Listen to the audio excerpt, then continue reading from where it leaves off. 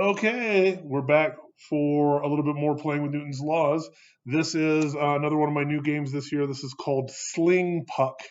Hey, and I'm going to be talking about the nature of how it demonstrates Newton's three laws of motion. I'm here with my wonderful assistant. This is Ms. Ripkama, who's going to be my opponent and probably going to kick my rear end at this game.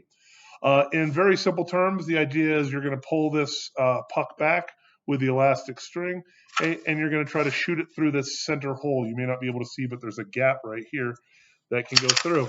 Hey, and so we're going to just start playing, and I'm going to start talking. So this game right here, Sling Puck, demonstrates Newton's first law of motion, which once again means is an object at rest will remain at rest, and an object in motion will remain at motion until acted upon by an outside unbalanced force.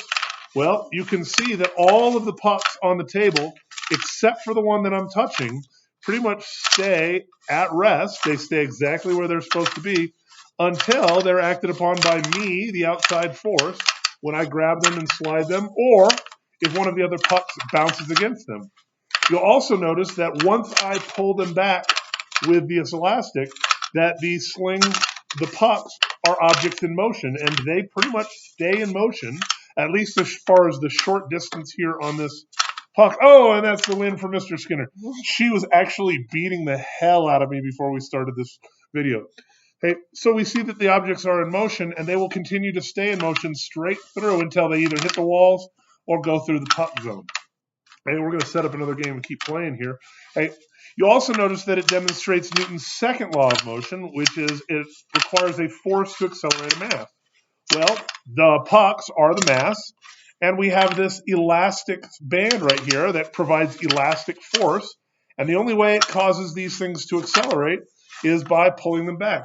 By adding a force of the elasticity, it creates the force on the puck, causing them to slide forward.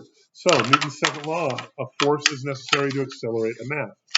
The other amazing thing is it demonstrates Newton's third law of motion as well. Hey, for every force, there is an equal and opposite force. By pulling back right here on the elastic, I can actually feel the elastic pushing back on me. So we've got equal and opposite forces happening right here. You can also see equal and opposite forces when the two pucks collide. Hey, you'll notice that they'll bounce off of each other.